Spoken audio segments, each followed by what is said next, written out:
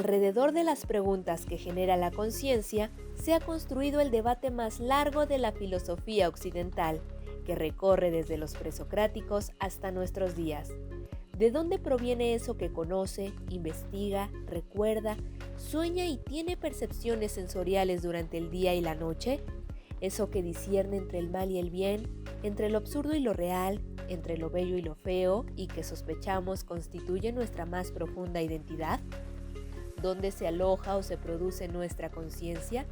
¿Cuál es la relación entre la mente y el cuerpo? Durante las últimas 3 décadas, los aportes fulgurantes de las neurociencias a esta discusión han cobrado un papel fundamental. Ya no se trata únicamente de especulación, observación de pacientes y de lógica, sino de algo que se puede medir con aparatos, comparar, estudiar. Consciente de la larga duración de la controversia y de que aún falta muchísimo por descubrir, la revista de la Universidad de México dedica el mes de febrero a este apasionante tema. Bienvenidos a otro programa de la revista de la universidad. Esta noche recibimos con nosotros a Mariano Sigman, un doctor en neurociencia por la Universidad de Rockefeller en Nueva York, investigador en París, Argentina, ahora en Madrid. Mariano ha vinculado el conocimiento de los mecanismos de la mente con mejoras sociales en terrenos como la medicina y la educación. Así que, Mariano, es un verdadero honor tenerte aquí con nosotros. Muchas gracias, un gusto estar aquí contigo. Tú dirás que justo ahora que estamos en el tema de la conciencia, se la arregló mi inconsciente o mi intuición para que entrara yo a una librería habitada por este tema, pero sin objetivo preciso, y me encontrara sobre la pila de libros esto, Mariano Sigman, La vida secreta de la mente, y reconociera y recordara yo a ese antiguo investigador que conocí hace 20 años en París. 20 no. Sí, Casi, casi, sí, bueno. lo acepto. De negocio 15.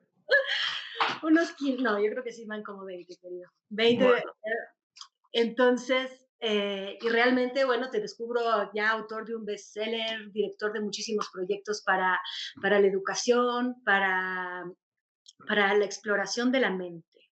Y como sabes, bueno, pues este mes nos hemos tratado de dedicar a la elucidación de este gran enigma desde que existe la civilización, quizás, como civilización, que es la conciencia. ¿Qué es la conciencia para un neurocientífico como tú? bueno, supongo que lo mismo para cualquiera.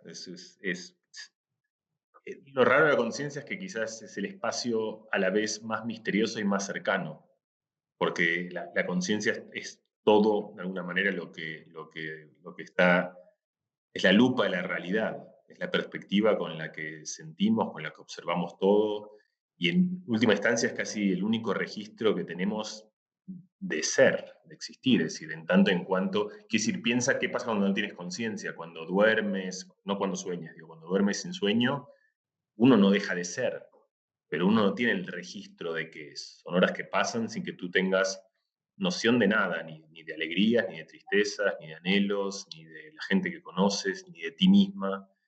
Entonces, todo ese espacio hiperpresente, pero a la vez intangible, porque a diferencia de casi todo el resto de las cosas, no sabemos ni dónde está, ni de qué está hecho, ni uno se imagina la conciencia en la cabeza, pero la conciencia no está en la cabeza.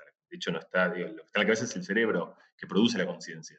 La conciencia como objeto y como tal en realidad no está en ningún lado físicamente. Y entonces, por eso es tan interesante, porque es esta mezcla de algo que es tremendamente idiosincrático y tremendamente definitorio de lo que somos y a la vez quizá lo que menos conocemos. Es muy raro que estemos tan cerca de algo que desconocemos tanto. Sin embargo, o sea, dices, no lo podemos situar, pero sí encontramos muchísimas trazas, digamos, lo que se estudia de la conciencia se estudia la conciencia en el cerebro, así como la inconsciencia, ¿no? Las neurociencias han tenido este desarrollo espectacular gracias a tecnologías de imagen, ¿no? Podemos ver mediante encefalogramas o resonancias magnéticas, ¿no? Ciertas activaciones dentro del cerebro que podemos modelar y ver cosas.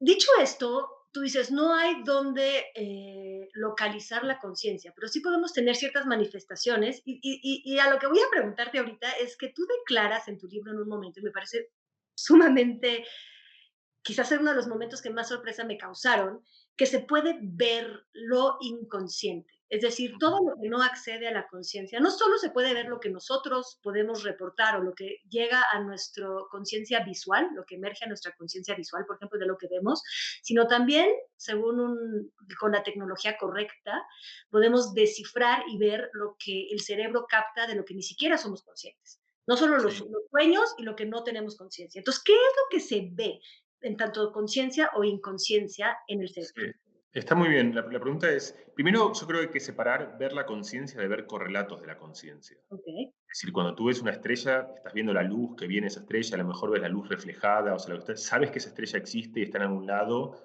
pero la estrella no está donde tú la ves. O sea, tú ves la estrella reflejada en un lago y la estrella no está en el lago. De la misma manera, tú ves trazos de la conciencia en el cerebro, pero eso no quiere decir que la conciencia esté ahí. Lo que ves ahí son cosas que tienen que ver con la ocurrencia, con la génesis de la conciencia. Esto es la primera distinción importante.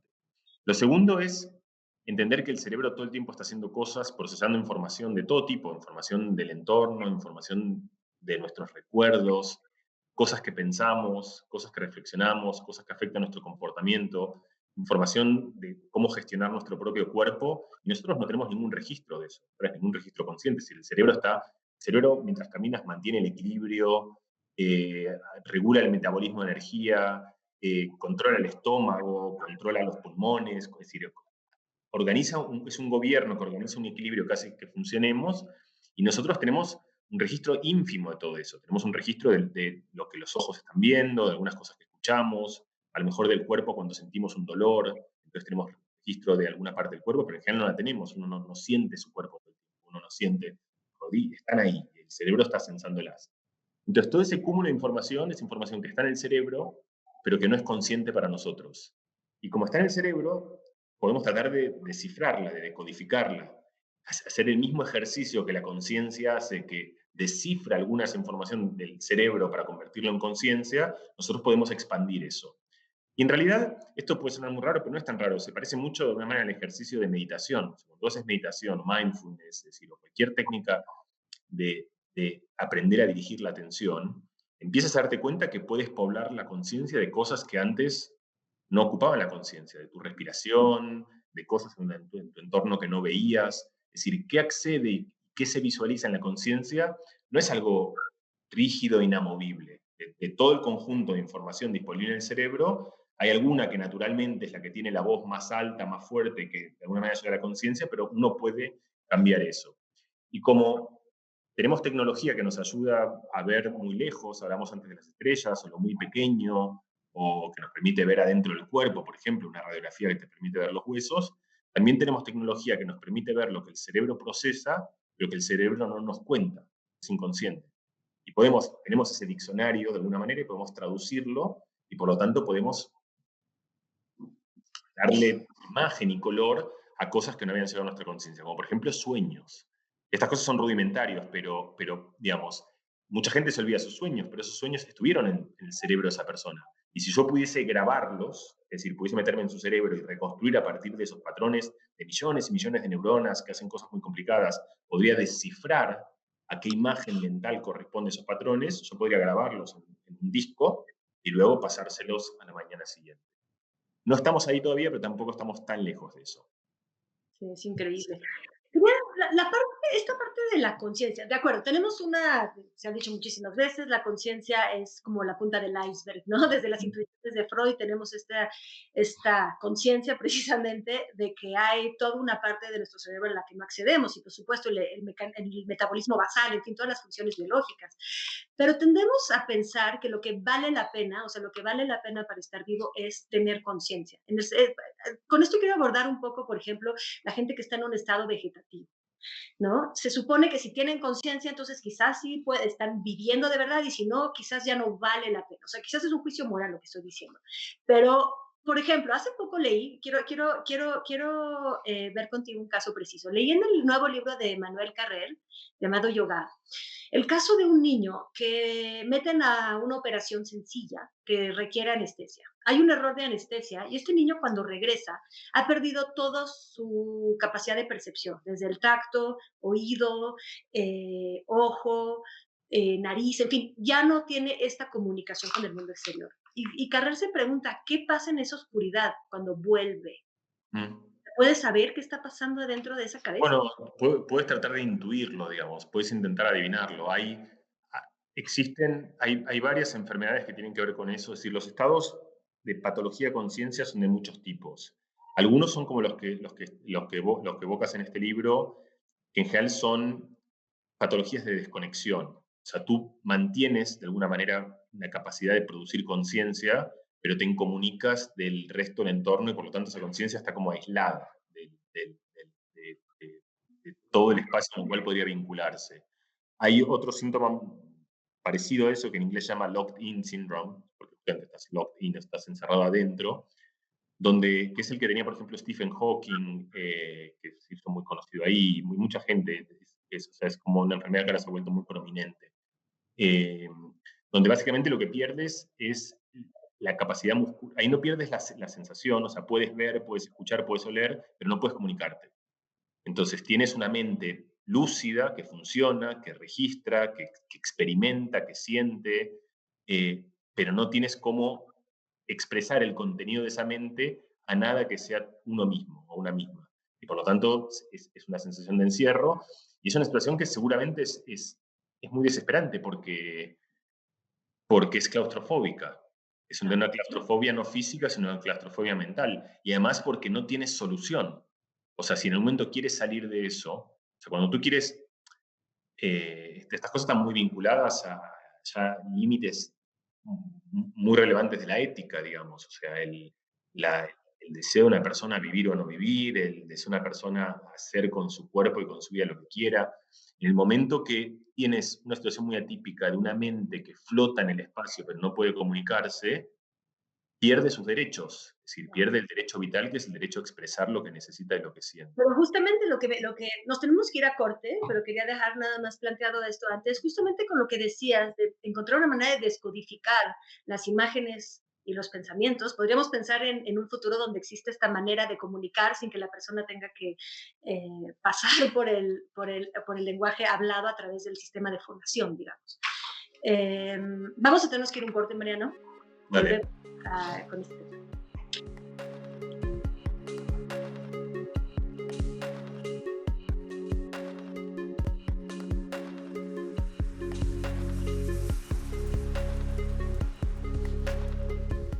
Estamos de vuelta con Mariano Sigman. Estamos hablando de la conciencia o de las trazas de la conciencia. Nos habíamos quedado con el caso de quien ya no puede comunicarse, Mariano, y si podíamos aspirar a una suerte de nueva telepatía. Sí, bueno, esto ya existe, de hecho, como todo, como todas las tecnologías existen primero en versiones muy rudimentarias. La idea otra vez es muy sencilla. Si conoces el diccionario de cómo convertir procesos cerebrales en estados mentales, puedes hacer lo que el cerebro hace, que es ese proceso de conversión. Y esto se hace, por ejemplo, puedes mirar adentro del cerebro de una persona que ve una película y reconstruir la película que está viendo, o sea, directamente como si el cerebro de esa persona fuese el transcriptor que a ti te da la información para reconstruir esa película. Por supuesto, es más fácil que te mande la película, pero antes hablamos del sueño. El sueño en realidad emana del propio cerebro, entonces puedes empezar a hacer eso, a visualizar un sueño. Puedes, por ejemplo, leer memorias que uno no puede acceder. Las cosas empiezan a ser importantes en terapia, porque a veces justamente uno no elige qué recuerda y qué no recuerda. Hay cosas que querríamos no recordar, pero no podemos evitarlo. Hay cosas que querríamos recordar, pero se nos olvidan. Entonces, a lo mejor podemos empezar a ganar herramientas, libertades, como los X-Men o como los... Es decir, uno puede empezar a pensar que tienes, digamos, no hay nada que cambie radicalmente en nuestra constitución, en lo que somos, en lo que en última instancia deseamos o queremos. Lo que cambian es que empezamos a tener herramientas nuevas que quizá nos permitan jugar con nuestra mente de manera que antes no tenía precedente. Y por Claro, supuesto, estas cosas, como siempre, tienen como siempre que hablamos de superhéroes, tienen como, está el bueno y el malo, inevitablemente, y entonces lo puedes pensar como todas las cosas fascinantes que podemos hacer con esto, y también podemos hablar un rato largo de todas las cosas desgraciadas que podemos hacer con esto mismo. Sí, por supuesto, como todo avance tecnológico tiene este doble filo, ¿no? Imagínate que nos secuestran y tratan de extirpar todo lo que tenemos en la mente que no queremos confesar, ¿no? Claro, sí, porque en última instancia el pensamiento de uno es como la frontera última de la privacidad. O sea, te Exacto. pueden sacar todo, pero no tus ideas. Si existe la posibilidad de que algo pueda descifrar tus ideas, es incómodo y hacemos bien reflexionar eso y por supuesto mucha gente lo está haciendo. Lo cierto es que hoy hay monstruos tecnológicos que sin necesidad de meterse dentro de nuestro cerebro descifran todas nuestras ideas. Entonces yo creo que la batalla de la privacidad hoy está ahí y no con tanta fanfarria tecnológica, pero seguro que está muy bien, digamos, cuando uno piensa esto en programas más serios digamos, de Estado, o públicos, o políticos, o médicos, es una cuestión fundamental, por supuesto, pensar qué límites tiene, cómo se usa, cuándo, por qué y de qué manera. No, y esto que mencionas es muy interesante porque tú hablas probablemente de estas tecnologías que nos conocen a través de el sencillo clic que hacemos a las diferentes, ¿no? O sea, una cosa tan Claro, sencilla como escoger algo en la pantalla, ¿no? Y van acumulando información. Lo que te quería preguntar es que a veces hasta hay esta como idea de que saben más de nosotros mismos que claro, nosotros mismos. sí. Y por eso te iba a preguntar, ¿qué tanto interviene la conciencia en nuestro comportamiento, en nuestro día a día? O sea, más allá del mecanismo basal, de las acciones motoras básicas como quedarse dormido, respirar, Sí, ¿no? sí, entiendo. Está muy bien. Yo supongo que es difícil cuantificar eso y la gente que pone números como 10, yo creo que es absurdo poner un número, pero creo que la intuición es que es mucho menos de lo que pensamos. Está el ejemplo famoso este de Netflix, ¿no? Que es como que creo que es pertinente para esto, como que ellos entendieron, sabes, como que todos estos sistemas tienen sistemas en los cuales tú dices cuánto me gusta una película o no. Y entonces, el problema es que la gente dice que le gustan algunas películas, pero luego ve otras. O sea, nadie dice a mí me encanta Will Ferrell, todo el mundo dice me encanta Truffaut, pero luego a las 11 de la noche ve Will Ferrell. Entonces, lo que Netflix descubrió es que no importa tanto lo que la gente dice o lo que su conciencia relata que es lo que le gusta, sino lo que en realidad su cuerpo expresa, que en realidad son sus cosas que desean más. Y esto pasa todo el tiempo, o sea, la conciencia de alguna manera, parte de lo que entendemos también es que la conciencia es un relato distorsionado, y tiene una lectura de la misma conciencia que nosotros mismos experimentamos. Justamente tiene un filtro que nos hace ver algunas cosas y no otras, y por lo tanto, entonces cuando tú decías, es interesante, cuando tú dices, conocen más de nosotros mismos de lo que en realidad conocemos, creo que va esa idea, va la idea de que nosotros hacemos un relato de nosotros que incluye un montón de bestias, que no incluye un montón de bestias que nos habitan y que no forman parte de la conciencia. Después, por supuesto, la pregunta es quién es uno. Es decir, si uno es todas esas o si uno es la conciencia, porque hay una frase que me gusta mucho, está en el libro, que no es mía, de Libet, que fue uno de los primeros, como en los 60, hace ya 40, 50 años, empezó a hacer estas preguntas, y él que creó esta idea que para mí es interesante, que es que la conciencia no tiene voto, pero tiene veto. Es decir, que es una idea muy interesante cómo funciona la conciencia. La conciencia, uno piensa las teorías, va a la idea del libre albedrío y a la idea de qué posibilidad tiene uno de elegir realmente quién uno es, que es como parte de la pregunta que tú usas. Y la idea es que quizá uno no pueda elegir como otra vez el contenido de ideas que emanan dentro nuestro, porque esas ideas aparecen en el cerebro, esos gustos, esos deseos, uno no elige quién le cae bien, uno no elige quién se enamora, uno no elige quién le gusta, no decides eso, esas cosas suceden. Luego lo que puedes elegir es cómo actúas respecto de eso. Y ahí aparece la conciencia. Esta especie como si fuese una especie de ejecutivo, o sea, como si el cerebro fuese un gran senado que promueve un montón de ideas de todo tipo, de todos los colores. Luego hay una especie de ejecutivo que le da curso a algunas y a otras no. Entonces, esto es para responder a tu pregunta con que la conciencia no es tan importante en el sentido de las ideas que propone, sino de las ideas que selecciona. Este es donde la conciencia tiene forja enormemente aquello que somos, en delimitar algunas ideas y promover otras. A mí lo que me impresiona, quizás lo que me llama mucho la atención y se recoge muy bien, me parece, en la idea del relato. El relato es algo que recoge lo que ya está y forma detrás de eso. O sea, relata eh, pasa de un lugar a otro algo que sucedió. Digamos, es el relato. El hecho de que la conciencia relate quiere decir que lo que el inconsciente precede, digamos, ¿no? Un poco como decía, me gusta pensarlo un poco como lo hacían los existencialistas, ¿no? Que la existencia precede a la esencia. Es un poco lo que de Descartes, ¿no? Es más bien existo y entonces pienso, ¿no? Un poco. Entonces, aquí también, quizá el inconsciente existe primero que la conciencia, o sea, la conciencia es como complementaria, viene después. Sí, casi toda la teoría neurobiológica muestra eso. Primero porque hay tiempos de conducción. O sea, cuando algo llega a los ojos, impacta el cerebro, pero en el momento que tú eres consciente de eso, pasa un tiempo, que es el tiempo que el cerebro tarda. Es como cuando hablas por teléfono, estás escuchando el pasado. Cuando ves una estrella, estás viendo el pasado. Entonces, el inconsciente es la estrella esa que pulsa. Y la conciencia es tú viendo esa estrella desde lejos que tardó una cierta cantidad de tiempo. Sí, sí. Entonces, luego hay, por ejemplo, hay casos muy sencillos que para mí son, porque uno imagina esto como en cosas muy sofisticadas, pero cuando yo llegué a Nueva York me acuerdo que vi un experimento que lo había hecho una mujer que se llama Ann Trisman, que estaba en ese momento en Princeton. Y un experimento tremendamente sencillo, pero que para mí es como, sigue siendo muy evocativo, funciona así. Hay, tú puedes mostrar estímulos que son, los muestras durante tan poco tiempo que ni siquiera los ves. Entonces, son estímulos inconscientes, pero esos estímulos condicionan tu comportamiento. Por ejemplo, yo te puedo poner un número y te digo, ¿qué has visto? Nada, porque no viste nada. Y te digo, bueno, elige un número al azar. Y hay una probabilidad significativa de que tú elijas el número, no es que lo vas a elegir siempre, pero digamos, si son 6 números, en vez de un sexto probabilidad, lo vas a elegir a lo mejor un 30-40% de las veces, que es mucho más. Entonces uno puede condicionar el comportamiento del inconsciente. El experimento de Tillman era así. Ella mostraba en una imagen dos cosas subliminales o que aparecían durante muy poco tiempo. Una era un triángulo, de un lado, y del otro lado de la pantalla había una mancha amarilla. Y la pregunta para la gente era qué veía. Y lo que la gente veía era un triángulo amarillo, que por supuesto nunca había existido en eso que habíamos visto, pero en el relato rápido y fugaz de información donde había triángulo y había amarillo, la conciencia une todo eso y lo que hace otra vez es un intérprete, es un editor, lo que hace es junta información y reconstruye la historia más plausible. Por supuesto, no tiene ninguna intencionalidad en eso. Elijo este ejemplo porque no es un ejemplo en el cual digo, bueno, eliges la historia para mostrarte mejor de ti mismo, es como un perceptual, muy simple, triangulitos y colores. Así distorsiona la conciencia. Toma información que ya está en el cerebro, es consciente, color, forma, y todo eso lo reúne en la interpretación más plausible que el cerebro puede construir a partir de esa información que tiene. Entonces la conciencia no solo es retrospectiva en el tiempo que lo es, sino que también es retrospectiva porque es una interpretación de información que le precede. Información cruda, básica, a la cual le da una suerte de narrativa.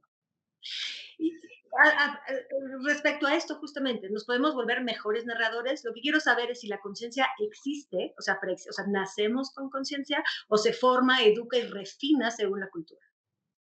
Probablemente las dos. O sea, si la conciencia existe cuando nacemos o no es muy difícil porque es muy difícil preguntarle. O sea, ahora hay una ciencia enorme respecto a entender qué hay en el habitáculo mental de un recién nacido. Hay muchas cosas que sabemos porque justamente por cómo mueven los ojos, viendo su cerebro, pero una cosa muy difícil de preguntarles es qué experimentan justamente. Porque la conciencia tiene ese tinte subjetivo, pero lo que puedes hacer es lo siguiente, puedes decir, bueno, en adultos, en adultos, digamos, en personas que pueden expresar el contenido de su conciencia, yo sé que son conscientes cuando en su cerebro pasa una cantidad de cosas. Hay un tipo de procesos cerebrales y esos son lo que llaman como las huellas digitales o las signaturas o los correlatos de la conciencia. Cada vez que una persona tiene conciencia, en su cerebro pasa algo. Luego puedes preguntarte, si en el cerebro de un bebé pasa eso, yo puedo presumir, y es una conjetura, que está experimentando lo mismo que una persona adulta que tiene ese tipo de procesos y entonces es consciente. De acuerdo a eso, la conciencia, tal como la conocemos, aparece en los primeros meses de vida, no el día que naces. Es decir, es muy probable que los bebés cuando nacen no tengan la conciencia formada. Pero no solo eso, sino que además, por ejemplo, un trabajo que para mí ha sido muy importante en la historia de mi investigación y que para mí fue muy influyente también, es el que empezó un psicólogo que se llama Julian Jaynes, que también de Princeton, curiosamente. Princeton ha sido una buena mina de todo esto, que fue un tipo como muy controversial, digamos, en la historia de la neurociencia, porque como toda la gente tenía ideas muy singulares, dicen cosas espectacularmente bonitas, pero también en medio de eso dicen como cosas que no siempre son ciertas. Eh, y él tenía la idea básica de que la conciencia tal como la conocemos nosotros es una invención cultural, es una convención cultural y que de hecho que tiene que ver con justamente una especie de cohesión social de ese relato donde nos ponemos de acuerdo en un montón de cosas y ese acuerdo social construye y forja la conciencia tal como la conocemos. Y que el estado primario de la conciencia es muy distinto. Y él dice que si uno se va atrás en la historia del tiempo, en la historia del tiempo de las culturas, nuestros antecesores antiguos serían lo que hoy nosotros vemos como esquizofrénicos, básicamente. Gente que tiene conciencia en el sentido que registra cosas, pero no tiene un sentido de una conciencia responsable, de que uno es el piloto de su propia existencia. Porque lo que decía James es que lo que no tienen, que es algo que es, cuando uno lo piensa llamativo, es la capacidad de darse cuenta de que ellos son los autores de su propio pensamiento. O sea, cuando yo tengo ideas, yo sé que esas ideas son mías. Cuando yo me meto en el ascensor y digo, mañana tengo que ir a, no sé, a ver a alguien, yo sé que yo, Mariano, me estoy creando esa idea, pero ¿quién puso esa firma y me dice a mí que no es un Dios que me está diciendo, viene? Entonces, si tú no tienes esa capacidad de darte cuenta que una idea es tuya, lo que tienes es algo que se parece a la esquizofrenia, que empiezas a escuchar voces, musas que te dicen de hacer cosas. Y lo que James hizo fue un estudio filológico, estudiando la historia de la literatura, son como los fósiles que tenemos sobre cómo pensaron, digamos, la gente durante la era axial, digamos, o sea, más o menos donde empiezan todas las civilizaciones, digamos, griegos, babilonios, chinos, más o menos, digamos, entre 2000 años antes de Cristo, más o menos un poco alrededor de esa época.